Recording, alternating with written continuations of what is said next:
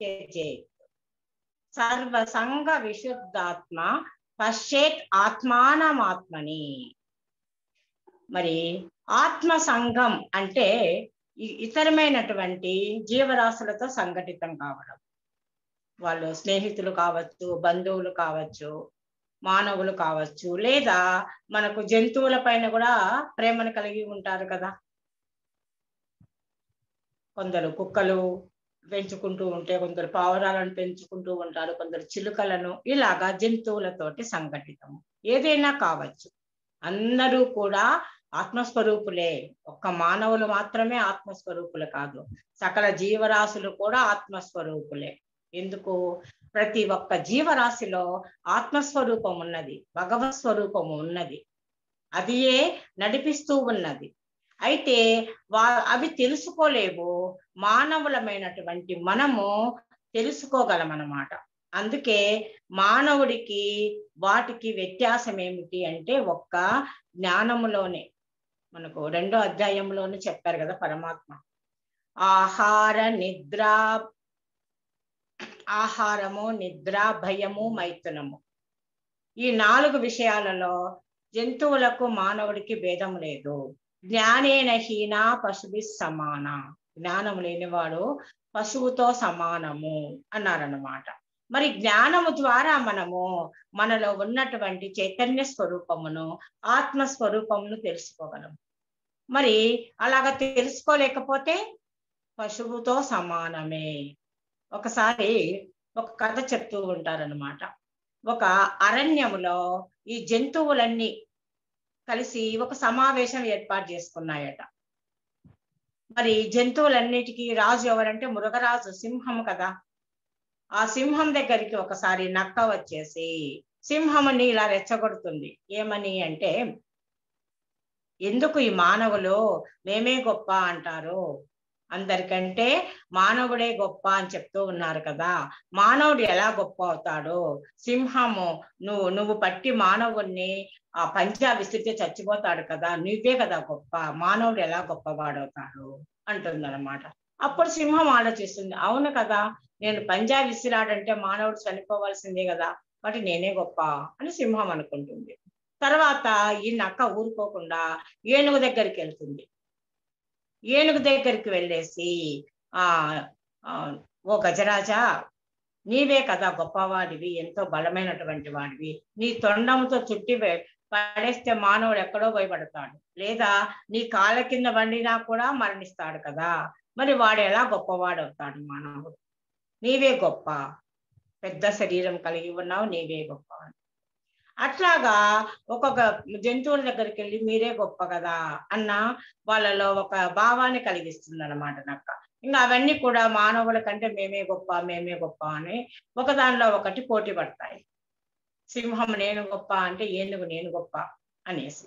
అయితే మనందరిలోకి ఎవరు గొప్ప?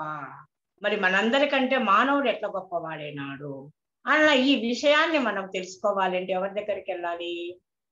ఆ అరణ్యంలో ఒక ఋషి తపస్సు చేసుకుంటూ ఉంటాడు, ఒక పర్ణశాల ఏర్పాటు చేసుకొని. మరి ఆయన దగ్గరికి జంతువులన్నీ వెళ్తాయి, ఋషి దగ్గరికి. అక్కడికి వెళ్ళేసి, ఓ మహర్షి, మీరు మంచివారు, ఉత్తములు, ఎంతో జ్ఞానులు, మమ్మల్ని అందరినీ కూడా మీరు ఎంతో ప్రేమగా చూస్తూ ఉంటారు కదా, అయితే మాకు ఒక సంశయం వచ్చింది, మాకు తీర్చండి. మేము కదా బలమైన వాళ్ళము, సింహము బలమైనది, ఏనుగు బలమైనది, ఒంటె బలమైనది, మరి మానవుడికి అంత బలం లేదు కదా, మరి వాడెట్లా గొప్పవాడైనాడు? మేము కదా గొప్పవారము, మరి మీరందరూ ఎందుకు చెప్పుకుంటారు మానవుడే గొప్ప, మానవుడే గొప్పని ఎలా చెప్పుకుంటున్నారు? మేము కదా గొప్పవాళ్ళము అని అడుగుతాడు. అప్పుడు చెప్తాడు, నిజమే, మీ మాట ప్రకారము మీరే గొప్పవాళ్ళు, బలం రీత్యా చూసుకుంటే మీరే గొప్పవాళ్ళు. అయితే మీరు కేవలము ప్రవృత్తి మార్గంలోనే ఉండగలరు, మీ యొక్క ధర్మాన్నే మీరు ఆచరిస్తారు, కానీ మీ యొక్క ధర్మానికి వ్యతిరేకంగా మీరు పోలేరు. సింహము ఉంది, అదేం తింటుంది? మాంసమే తింటుంది. అలాగే గోవు ఉంది, అది గడ్డి శాకాహారాన్నే భుజిస్తుంది. అట్లాగా ఈ జంతువులు పక్షులు కానీ, క్రిములు, కీటకాలు అవన్నీ కేవలము ప్రవృత్తి మార్గంలోనే ఉంటాయి అన్నమాట. వాటికి నివృత్తి మార్గంలో పోయేది తెలియదు. ప్రవృత్తి మార్గం అంటే ప్రపంచం వైపుకు. కేవలము అవన్నీ తింటూ బతుకుతూ ఉన్నాయి, అంతేగాని బ్రతుకు యొక్క పరమార్థాన్ని తెలుసుకోలేవు. ఎందుకు? అవి కేవలం ప్రవృత్తి మార్గంలోనే వెళ్ళగలరు. అయితే మానవుడికి భగవంతుడు ఒక మంచి అవకాశం ఇచ్చాడు. అది ఏ జ్ఞానము. ఆహార నిద్ర భయమైతునాన్ని సామాన్యమేతత్ పశుభిన్నరానం జ్ఞానం నరాణం అధికో విశేషో జ్ఞానేన హీనా పశుభి సమాన. నరుడికి అధికంగా జ్ఞానం ఇచ్చాడు. ఎందుకు? భగవంతుణ్ణి తెలుసుకోమని తెలివినిచ్చాడు. ఈ తెలివి ద్వారా ఏం తెలుసుకోవాలి? జ్ఞానాన్ని పొందాలి. అందుకనే ఆ జ్ఞానాన్ని పొందాలి అంటే ఎలా ప్రయాణం చేయాలి? నివృత్తి మార్గంలో ప్రయాణం చేయాలి. కాబట్టి మానవుడికి రెండు అవకాశాలు. ప్రవృత్తి మార్గంలో ప్రయాణం చేయగలడు, నివృత్తి మార్గంలో ప్రయాణం చేయగలడు. అంతేకాదు, మానవుడు తన యొక్క బుద్ధిని, తన యొక్క స్వభావాన్ని మార్చుకోగలడు. ఎంతటి దుర్మార్గుడైనా, దుష్టుడైనా కూడా ఉత్తముడుగా మారడానికి అవకాశం ఉంది. మనం ఎందరో చరిత్రలు తెలుసుకున్నాం కదా. వాల్మీకి మహర్షి ఒక గజ దొంగగా ఉన్న వాడే మహర్షి అయినాడు కదా. కనుక మానవుడికి తన యొక్క మార్గాన్ని మార్చుకోవడానికి, ఉన్నతుడుగా మారడానికి అవకాశం ఉన్నది ఈ మానవ జన్మలోనే. అంతేకాకుండా ఈ మానవుడు మాధవుణ్ణి పొందడానికి అవకాశం ఉన్నది కూడా మానవ జన్మలోనే. మిగతా జీవరాశుల్లో మాధవుణ్ణి తెలుసుకోలేవు, అక్కడికి చేరలేవు. కనుక మోక్షానికి అర్హమైనటువంటి దేహం ఏది అంటే మానవ దేహము. కనుక మానవుడు ధ్యాననిష్ట ద్వారా నివృత్తి మార్గములో నడిచి పరమాత్మను చేరగలడు. మరి జన్మకు రాకుండా చేసుకోగలడు. మరి వాటికి అవకాశం లేదు. అందుకనే మానవుడు గొప్పవాడు. ఇంకా చెప్పుకోవాలి అంటే మానవుడు తన యొక్క తెలివి చేత అన్ని జంతువులను కూడా తన యొక్క ఆధీనంలోకి పెట్టుకుంటున్నాడు కదా. పులులను కానీ, సింహాలను కానీ తాను బంధించేసి తను చెప్పినట్టు ఆడేలాగా చేస్తూ ఉన్నాడు. మనం సర్కస్ లో చూస్తూ ఉంటాం కదా. పులులను ఆడిస్తూ ఉన్నాడు, సింహాలను ఆడిస్తూ ఉంటాడు. ఇలాగా వాడి యొక్క తెలివితేటలతో. అదే అన్నమాట. కనుక ఏ మానవుడైతే ఈ ఆధ్యాత్మిక రంగంలో ప్రయాణం సాగిస్తూ ధ్యాననిష్ట చేస్తూ ఉంటాడో అతడే ఉత్తముడు, ఉన్నతమైనటువంటి వాడు.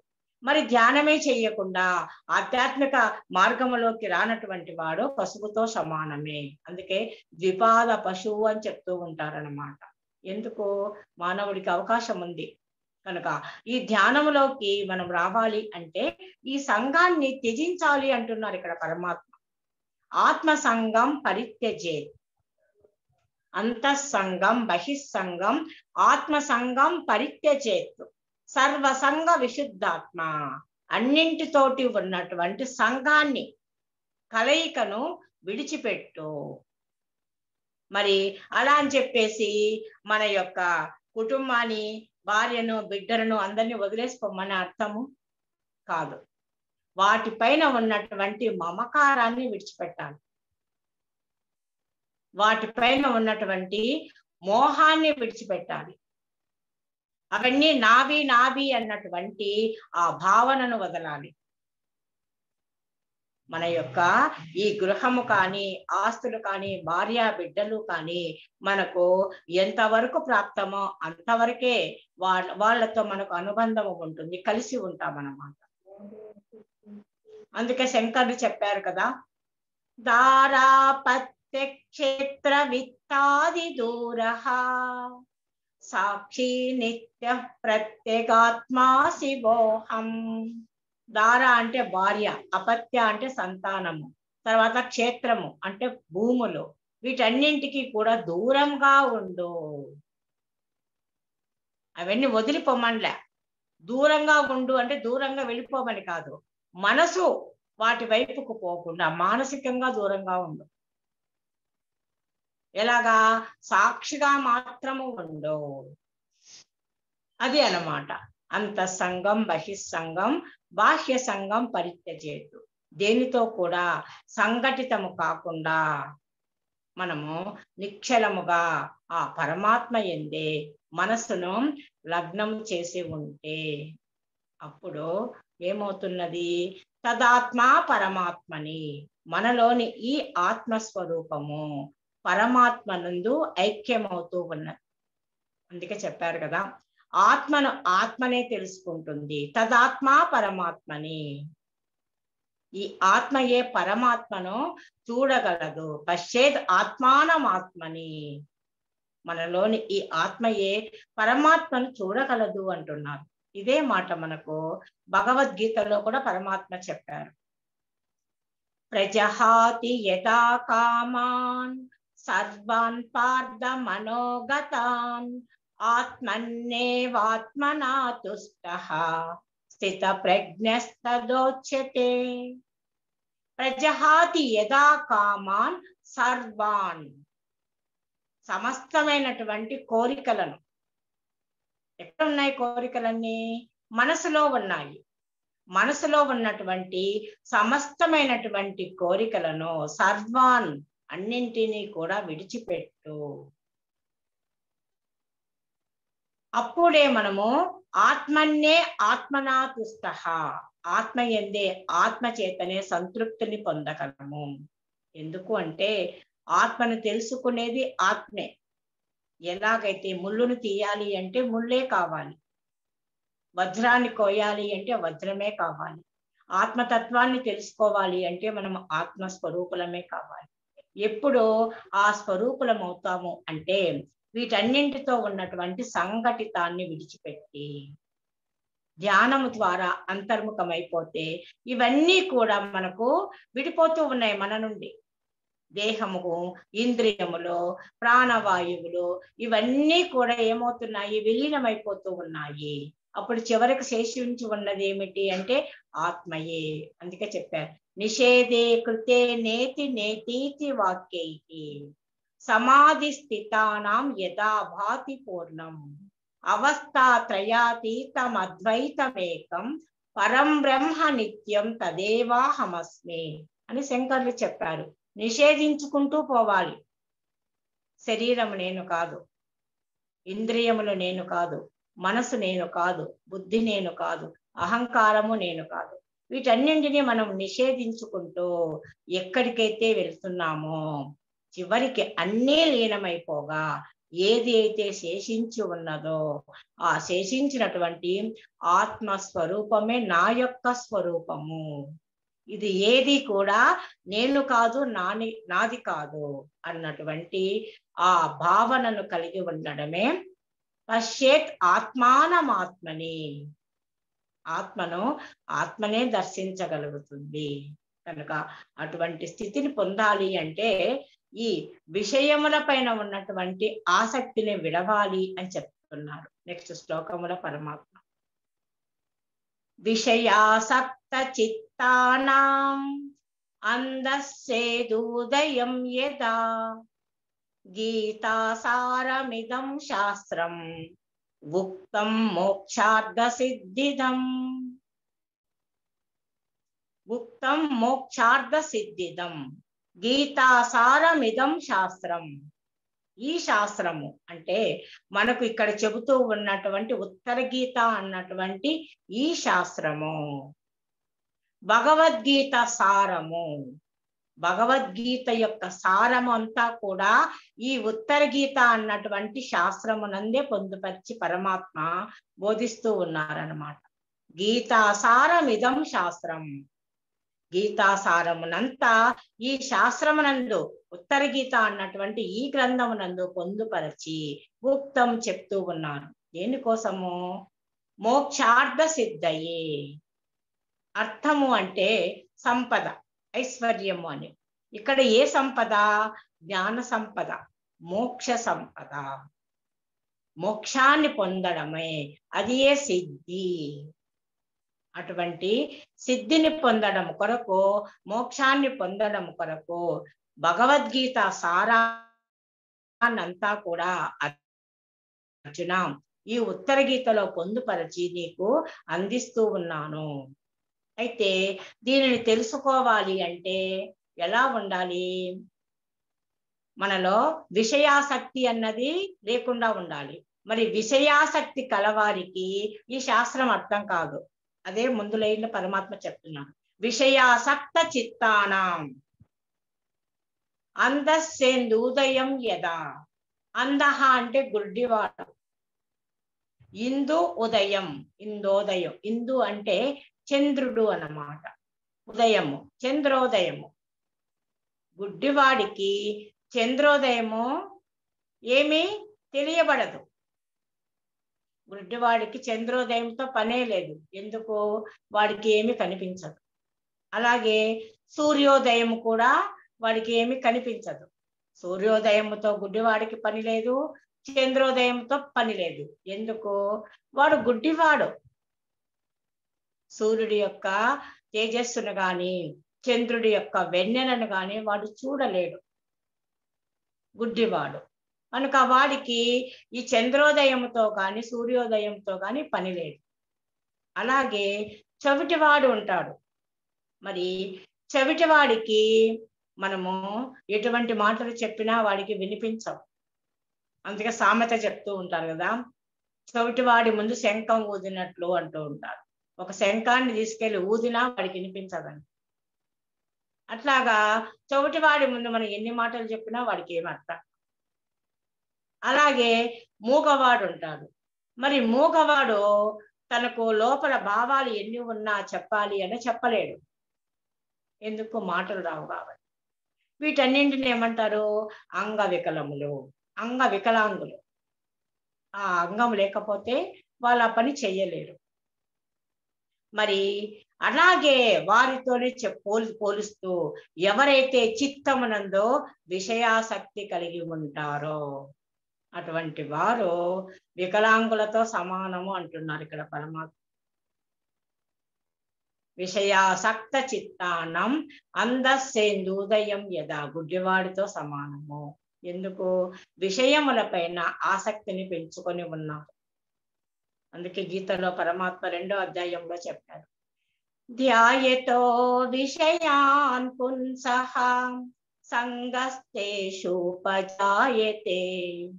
సంగా సంజాయతే కామః కామాత్ క్రోధో విజాయతే క్రోధాత్ భవతి సమ్మోహః సమ్మోహా స్మృతి విభ్రమః స్మృతిభ్రంశాత్ బుద్ధినాశో బుద్ధినాశాత్ ప్రణశ్యతి బుద్ధినాశాత్ ప్రణశ్యతి.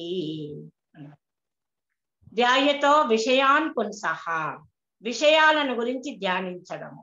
అందుకే చెప్తూ ఉంటారు, మనకు ధ్యానము అన్నది చిన్నప్పటి నుంచే తెలుసు. అయితే ఏ ధ్యానం తెలుసు? విషయ ధ్యానం తెలుసు. విషయ ధ్యానము అంటే ఎప్పుడు విషయాలను తెలుసుకుంటూ ఉండడం. ఎప్పుడు అలాగ కలుగుతూ ఉన్నది? విషయముల పైన ఆసక్తి ఉన్నప్పుడు. ఎప్పుడైతే విషయముల పైన ఆసక్తి కలిగిందో వాటిని గురించి ఆలోచిస్తూ ఉంటాము. ధ్యాయతో విషయాన్ పుంసః. దానివల్ల ఏమవుతున్నది? మనలో కోరికలు కలుగుతూ ఉన్నాయి. ఒక వస్తువును గురించి మనము అనుకున్నాం అనుకోండి, ఆ వస్తువు కావాలి అన్న కోరిక కలుగుతుంది. ముందుగా ఆ వస్తువును గురించి ఆసక్తిగా తెలుసుకున్నాం. మార్కెట్లోకి ఒక కొత్త రకమైనటువంటి టీవీ వచ్చింది. దానిని మనము ఆసక్తిగా విన్నాము. వినగానే దానిని మనం కొనుక్కోవాలి అన్న కోరిక కలిగి, అయితే ఆ కోరిక తీరితే సంతోషము, తీరకపోతే ఏమొస్తుంది? కోపము. అలాగే దానిపైన కోపము వస్తుంది, బాధ కలుగుతుంది. అయితే అది ఎలాగైనా సరే పొందాలి పొందాలి అన్నటువంటి లోభత్వము కలుగుతుంది. కామ, క్రోధ, లోభ, మోహ ఇవన్నీ కలుగుతూ ఉన్నాయి అన్నమాట. దానిపైన మోహము. అలాగ మోహంలో ఉండడం వలన ఏమవుతుంది? స్మృతి భ్రంశమవుతూ ఉన్నది. మన యొక్క స్వరూపాన్ని, మనలోని వివేకమే నశించిపోతూ ఉన్నది. ఎప్పుడైతే వివేకం నశించిందో మన యొక్క బుద్ధి నాశనం అవుతుంది. ఎప్పుడైతే బుద్ధి నశించిపోతుందో చివరికి వాడే నశించిపోతూ ఉన్నాడు. కనుక అర్జున, ఈ విషయములు అన్నవి మనిషిని ప్రతి క్షణము చంపుతూ ఉంటాయి నాయన. విషము అన్నది ఒక్కసారే చంపుతుంది, కానీ ఈ విషయ వాసనలు అన్నవి ప్రతి క్షణము స్లో పాయిజన్ లాగా చంపుతూనే ఉంటాయి. కనుక ఈ విషయాసక్తి ఉన్న వారికి ఈ ఆధ్యాత్మిక విద్య రాదు. అందుకే ఇక్కడ ఉత్తర గీతలో కూడా పరమాత్మ ఆ పదం చెప్పారు, విషయాసక్త చిత్తానాం.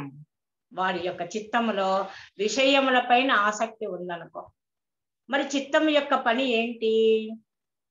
విషయాలను గ్రహించడము, తిరిగి జ్ఞప్తికి తెచ్చుకోవడం. విషయాలను గ్రహిస్తూ ఉన్నాము, మళ్ళా అది జ్ఞప్తికి తెస్తూ ఉంటుందన్నమాట. మరి మనం ఆధ్యాత్మికమైనటువంటి ఆ ప్రవచనాలను కానీ వాటిని చక్కగా గ్రహించి జ్ఞప్తికి తెచ్చుకుంటూ ఉంటే మన యొక్క చిత్తము శుద్ధమవుతుంది.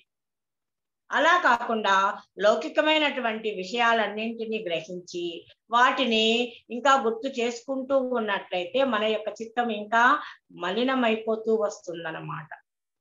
అందుకనే మనం ఎటువంటి వాటిని గ్రహించాలి అంటే పరమాత్మ తత్వాన్ని, ఆధ్యాత్మిక తత్వాన్ని బోధించే వాటిని చక్కగా ముందుగా శ్రవణం చేయమన్నారు. ధ్యానం చేయడానికంటే ముందు శ్రవణము ప్రధానము అని చెప్పారు. శ్రోత్రేంద్రియము ద్వారా మనము శ్రవణం చేస్తూ ఉన్నాము, అంటే వినడము.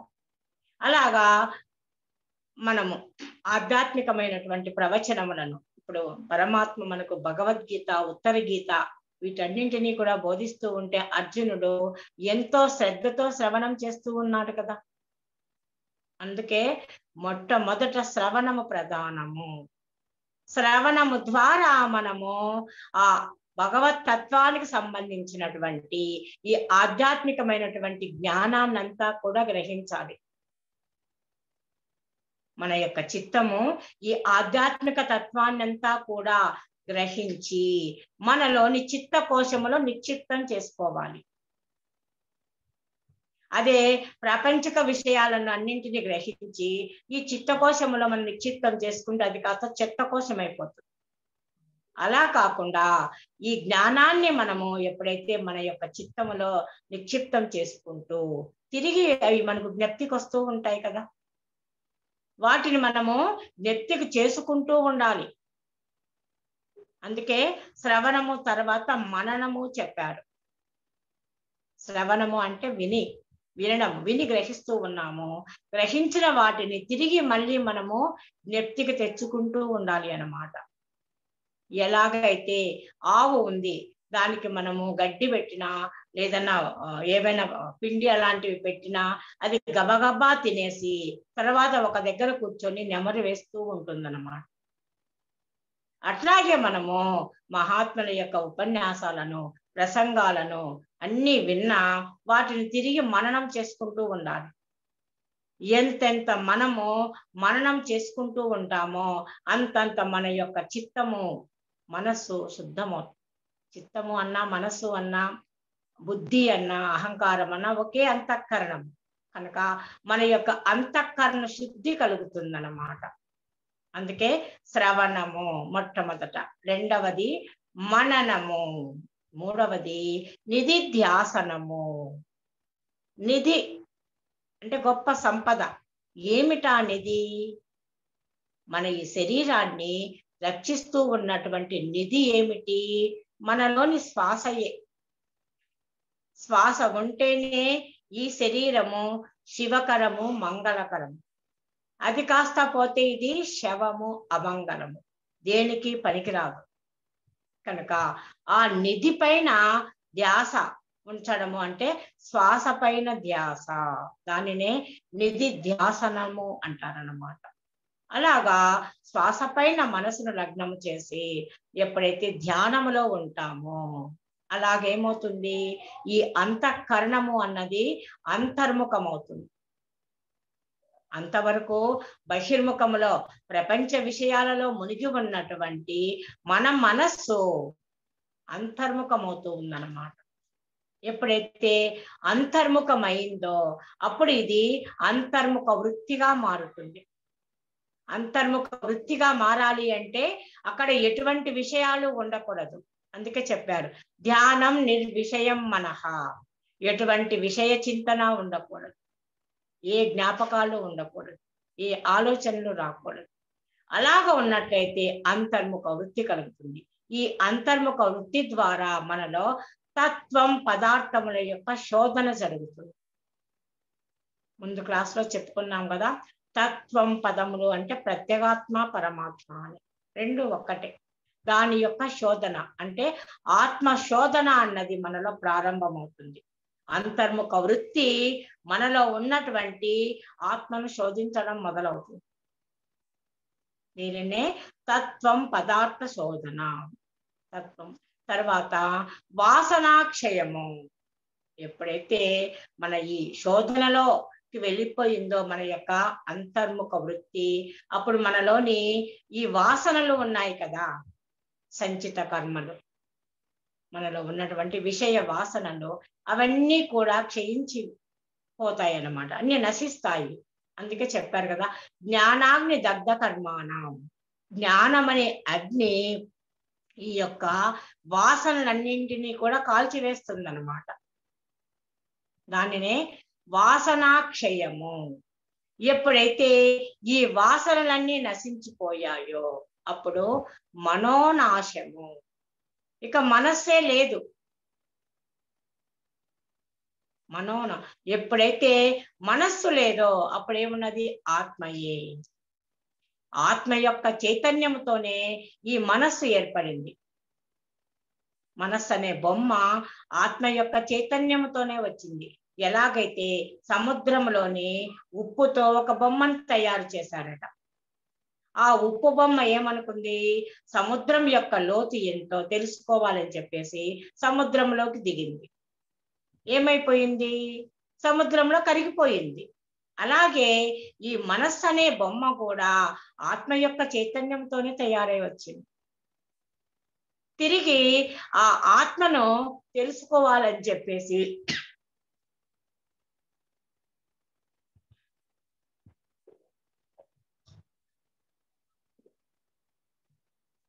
అంతర్ముఖంగా ప్రయాణం సాగించింది. అప్పుడు ఏమైపోయింది? ఆత్మలోనే విలీనమైపోయింది. దానినే మనోనాశము అంటారు. ఎప్పుడైతే మనసు పూర్తిగా లీనమైపోయిందో అప్పుడు ఉన్నదేమిటి? ఆత్మస్వరూపమే. అది ఆత్మన్నే ఆత్మనా తుష్టః. ఆత్మనే తెలుసుకుంటుంది. అందుకే బ్రహ్మవిద్ బ్రహ్మైవ భవతి. బ్రహ్మమును తెలుసుకున్నవాడు బ్రహ్మమే అవుతూ ఉన్నాడు. కనుక అటువంటి ఆ జ్ఞాన స్థితిని పొందాలి అంటే విషయముల పైన ఉన్నటువంటి ఆసక్తిని విడచాలి. విషయాసక్తి కలవాడికి ఈ జ్ఞానము కలగదు. కనుక వాడికి వ్యర్థమే. వాడికి గీతా సారము అవసరం లేదు, ఉత్తర గీతా సారము అవసరం లేదు, తెలుసుకోలేడు. గుడ్డివాడితో సమానమే అని చెప్తూ తర్వాత శ్లోకంలో తత్ర స్థితం బ్రహ్మశాస్త్రం వేదశాస్త్ర సునిశ్చితం ఇదం జ్ఞానం మయా ప్రోక్తం. ఇదం జ్ఞానం మయా ప్రోక్తం వేదాంత విస్తరం. తత్ర స్థితం బ్రహ్మశాస్త్రం. బ్రహ్మశాస్త్రము ఏది? ఈ ఉత్తర గీతా శాస్త్రమును బ్రహ్మ శాస్త్రము అన్నారన్నమాట. మరి బ్రహ్మ శాస్త్రము ఎటువంటిది అంటే సకల వేదముల యొక్క సారము. వేద శాస్త్ర సునిశ్చితం. వేద శాస్త్ర సునిశ్చితం అంటే సకల వేదముల యొక్క సారమునంతా కూడా ఈ ఉత్తర గీతలో పరమాత్మ నిక్షిప్తం చేసి ఇచ్చాడనమాట. భగవద్గీత సారము ఉత్తర గీతలో ఉన్నది. భగవద్గీత అంటేనే వేదములు. వేదము నుండి వేదముల యొక్క సారమంతా భగవద్గీతలో ఉంది. ఎలాగా అంటే వేదములలోని చివరలే ఉపనిషత్తులు అంటే వేదము అన్నది 3 భాగాలుగా ఉంటుంది. మరి కర్మకాండ, ఉపాసనాకాండ, జ్ఞానకాండ అని. జ్ఞానకాండ అంటేనే ఉపనిషత్తులు. మరి ఆ ఉపనిషత్తుల యొక్క సారమంతా భగవద్గీతలో పొందుపరిచారన్నమాట. అందుకే భగవద్గీతను పంచమ వేదము అంటారు. మరి ఆ భగవద్గీత సారమునంతా కూడా ఉత్తర గీతలో మళ్ళీ పరమాత్మ పొందుపరిచి బోధించారు. అందుకే వేదాంత నిశ్చితం. మరి ఇది ఏం చేస్తూ ఉన్నది? ఈ వేదాంతాన్ని కూడా పూర్తిగా కూడా విస్తారం చేస్తూ ఉన్నది. తత్ర స్థితం బ్రహ్మశాస్త్రం వేదశాస్త్ర సునిశ్చితం. ఇదం శాస్త్రం మయా ప్రోక్తం గుహ్యం వేదాంత విస్తరం. గుహ్యము అంటే రహస్యమైనటువంటిది. చాలాసార్లు చెప్పుకున్నాం కదా. రహస్యమైనటువంటి ఈ శాస్త్రమును ఎవరు చెప్పారు? పరమాత్మ అర్జునుడికి బోధించారు. ఇదం శాస్త్రం మయా ప్రోక్తం, నా చేత చెప్పబడినది ఈ శాస్త్రము అర్జున. మరి ఇది ఎటువంటిది? సకల వేదముల యొక్క సారాన్ని కలిగి ఉన్నటువంటి గొప్ప గ్రంథము, మహద్ గ్రంథము. వేదాంత విస్తరం, వేదాంతాన్ని అంతా కూడా విస్తారము చేసేది. సకల మానవులకు వేదముల యొక్క సారాన్ని అందించేటటువంటి మహా అద్భుతమైనటువంటి శాస్త్రము ఈ ఉత్తర గీతా శాస్త్రము అని సాక్షాత్తు పరమాత్మయే స్వయముగా చెప్పారనమాట. మరి ఇటువంటి ఈ శాస్త్రము ఎవరైతే చక్కగా అధ్యయనం చేస్తారో వారు అటువంటి బ్రహ్మమును చక్కగా తెలుసుకోగలుగుతారు. తత్ర స్థితం బ్రహ్మశాస్త్రం. తత్ర అంటే అక్కడ, ఎక్కడ? ఇక్కడ ఈ ఉత్తర గీతా శాస్త్రమునందు, బ్రహ్మశాస్త్రమునందు ఎవరు స్థితమై ఉన్నారు? సాక్షాత్తు బ్రహ్మమే స్థితమై ఉన్నది. తత్ర స్థితం బ్రహ్మశాస్త్రం. సాక్షాత్తు ఆ బ్రహ్మమే స్థితమై ఉన్నది. సకల ఉపనిషత్తుల సారమైనటువంటిది ఈ ఉత్తర గీతా శాస్త్రము. గీతా సారమంతా కూడా ఉత్తర గీతలో ఉన్నది. అందుకనే భగవద్గీత అన్నది సాధనా యోగము అయితే ఉత్తర గీత అన్నది అనుభవ జ్ఞానాన్ని అందించే. అందుకే మొదట్లోనే చెప్పుకున్నాం కదా, ఈ 2 గ్రంథాలు కూడా మనకు 2 నేత్రముల వంటివి అని. ఆధ్యాత్మికమైనటువంటి జ్ఞానాన్ని, బ్రహ్మ జ్ఞానాన్ని భగవంతుడి యొక్క ముఖతః వెలువడినటువంటిది ఈ గీతా సారం. సాక్షాత్తు భగవంతుడు స్వయముగా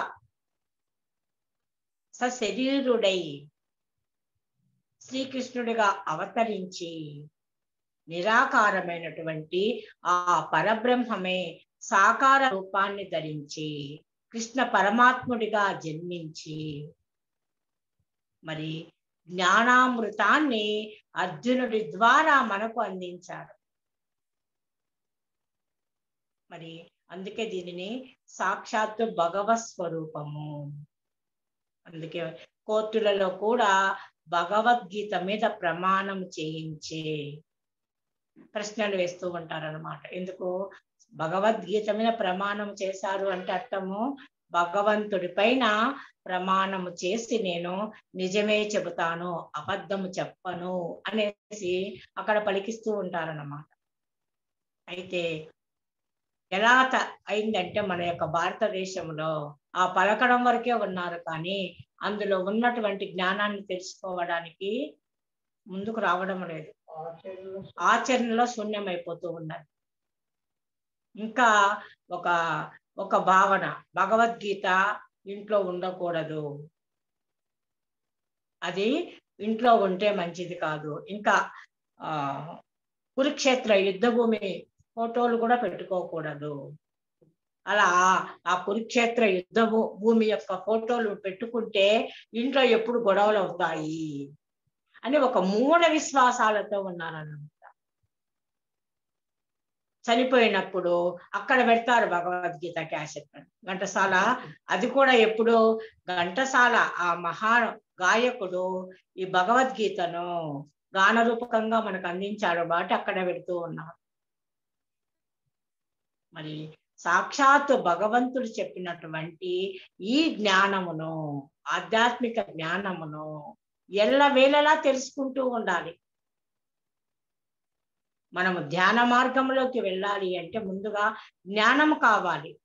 అందుకే దీనిని బ్రహ్మ శాస్త్రం అన్నారు. మరి ఇటువంటి వేద శాస్త్రమును, బ్రహ్మ శాస్త్రమును సాక్షాత్తు పరమాత్మ స్వయముగా అందించారు. ఇక తర్వాత ఈ ఉత్తర గీత యొక్క మహాత్మ్యమును గురించి 5 శ్లోకాలలో చెప్పారు. వాటిని గురించి మనము నెక్స్ట్ సెషన్ లో శనివారం చెప్పుకుంటాము. రేపు శనివారంతో ఉత్తర గీత పూర్తిగా సమాప్తం అవుతుంది. మరి భగవద్గీత ఉత్తర గీతను మన గ్రంథముగా అందించినటువంటి వేదవ్యాసుని యొక్క జన్మ వృత్తాంతాన్ని కూడా ముందుగా చెప్పుకొని తర్వాత ఉత్తర గీతను సమాప్తం చేస్తాం. హరి ఓం తస్సత్. ఓం సహనా భవతు సహనౌ భునక్తు సహ వీర్యం కరవావహై తేజస్వినావధీతమస్తు మా విద్విషావహై. ఓం శాంతి శాంతి శాంతి. హరి ఓం తస్సత్. ఓకే మేడం, చాలా ధన్యవాదాలు. చాలా చక్కగా మరి ఈరోజు ఉత్తర గీత 27వ భాగాన్ని గురించి ఎంతో అద్భుతంగా మరి చెప్పుకోవడం జరిగింది.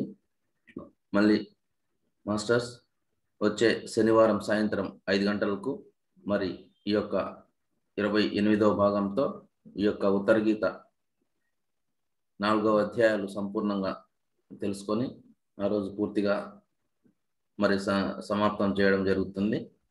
మరి అంతవరకు సెలవు. మరి 2 నిమిషాల ఒక ధ్యానంతో ఈ యొక్క కార్యక్రమాన్ని మరి ముగించుకుంటాము.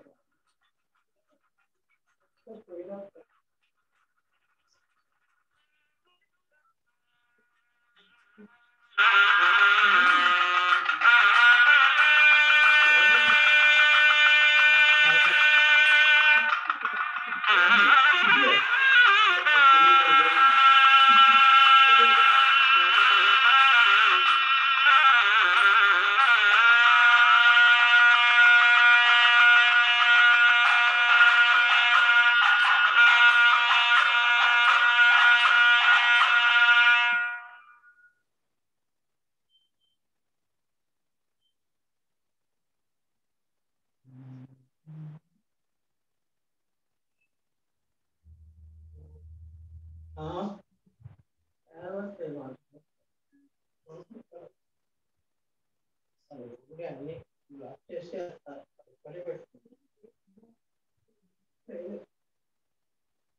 అయిపోయింది.